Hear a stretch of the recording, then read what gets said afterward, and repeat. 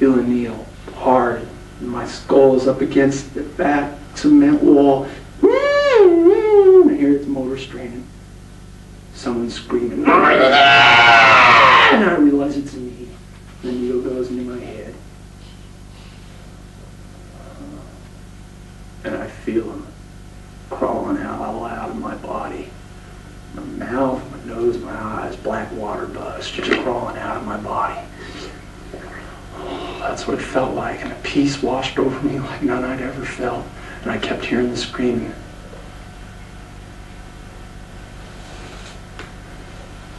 They woke me up periodically, changed my bedpans.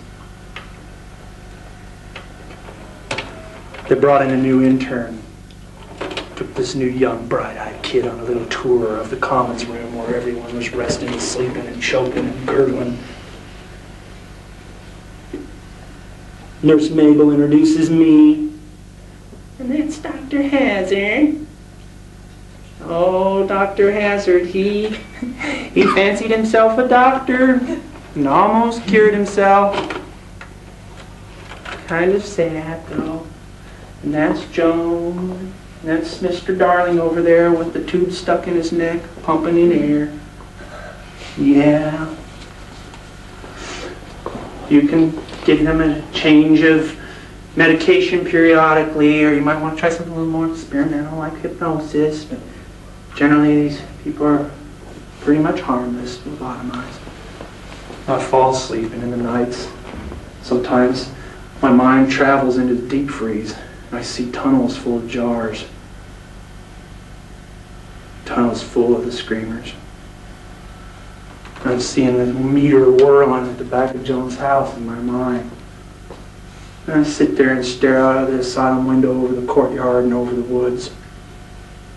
And then one night, it's like a dream to me.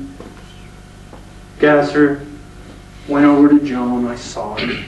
And I felt like screaming, but I couldn't. He went over to Joan, tenderly opened her mouth, pulled up her tongue, and slid out a little chunk of gray matter with nerves dangling. And underneath her wheelchair, he pulled out the Popeye pad. And he studied it a moment. Go, Gasser, go. You're my last hope.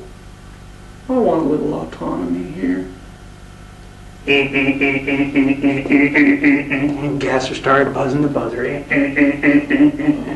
Race boy turned and bit on like a horse bit on his head post, and his teeth popped and shattered, and like guitar strings, his braces kind of flew off on the ground. Hands picked him up. Oh, and it was a beautiful sight because old Hart Leach's pacemaker freaked out. He yanked it right out of his chest.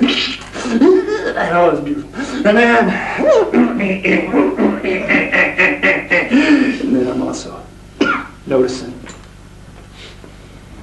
Rubberneck pulls off his hair, busts it right off, blood.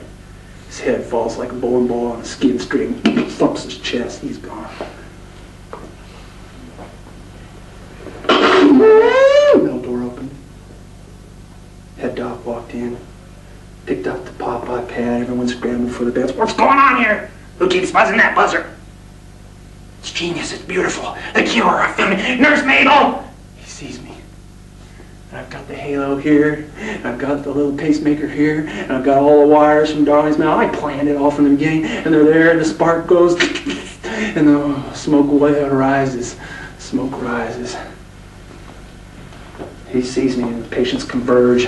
They pull out his false teeth, yank off this goofy wig he's wearing. I wear it, and I escape, and I'm free. I resurrected myself, I cured myself, and that's how it's done. And I had Trickler's brain piece right here, and I was happy. And sometimes I'm sleeping in the fields at night. I've been running in the cornfields for years now. Sometimes I have a dream. You ain't gone nowhere, boy. You're right here. Don't fool yourself. I'm just dreaming of you. And I wake up. And I run down the back country roads.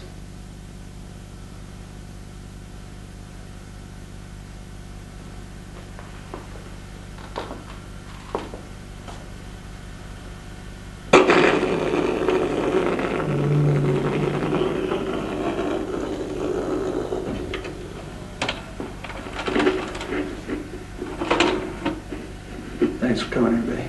Hey.